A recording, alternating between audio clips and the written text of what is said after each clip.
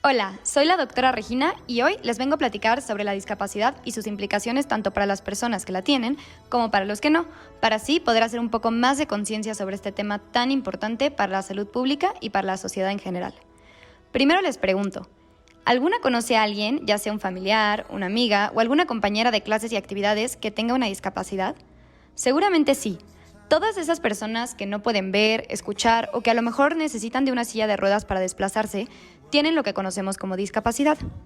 Pero antes de hablar de ellas, debemos entender a fondo qué es una discapacidad. Bueno, según la Organización Mundial de la Salud, una discapacidad es una limitación o deficiencia de distintos tipos que debido a diversas barreras dificulta la realización de ciertas actividades, lo cual les impide su plena participación en la sociedad. Hay 4 tipos distintos de discapacidad.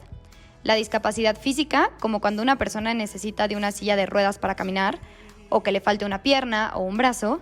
La discapacidad mental, que afecta la manera de comportarse de las personas que la padecen y su relación con los demás, y tienen una forma distinta de ver la realidad, como por ejemplo el autismo.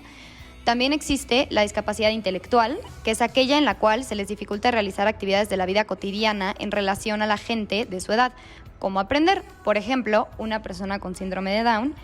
Y por último, tenemos las discapacidades sensoriales, donde caen todas las personas que no pueden ver, escuchar o hablar. Por otro lado, las discapacidades pueden ser visibles, es decir, que se notan a simple vista, como las que tenemos en pantalla.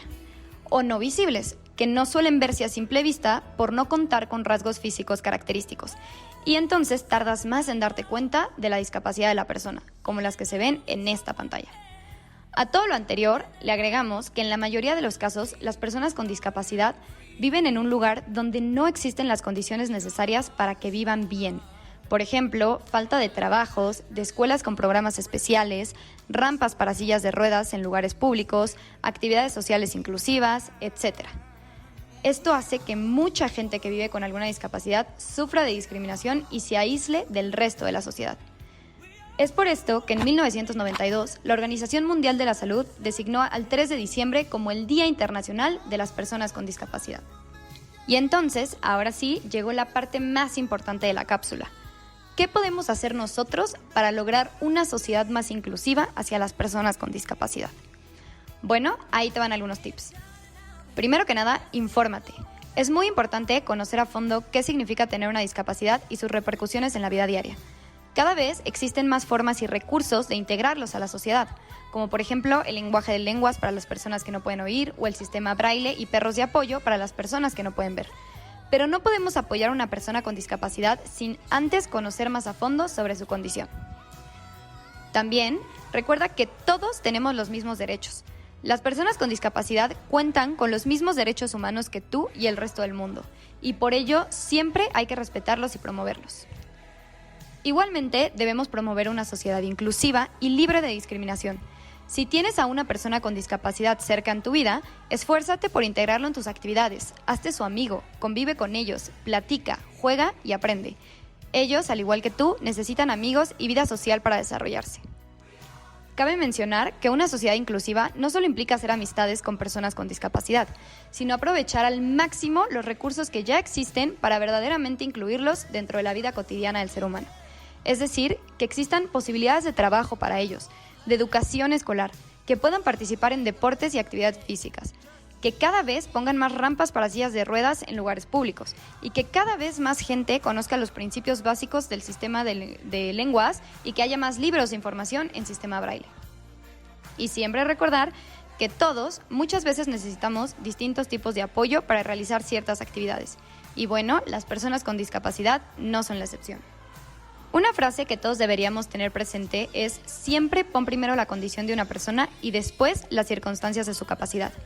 Esto quiere decir que si ponemos en una balanza a una persona con discapacidad, siempre va a tener más peso su condición de persona que su condición de discapacidad. La balanza cae hacia su persona. Entonces, ustedes se preguntarán, ¿cómo podemos referirnos a las personas con alguna discapacidad? Bueno, este es un tema importante, donde cometemos muchos errores. Aquí les pongo algunos de los ejemplos más comunes. Olvidémonos de discapacitado o persona con capacidades diferentes. Lo correcto es persona con discapacidad. Repito, primero va la persona y luego su discapacidad.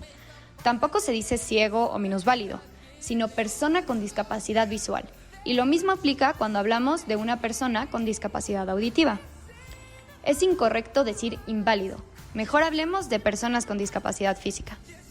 No hay retrasados ni discapacitados mentales, sino personas con discapacidad mental o intelectual. En conclusión, si los vas a llamar, llámalos persona con discapacidad. O mejor aún, llámalos por su nombre.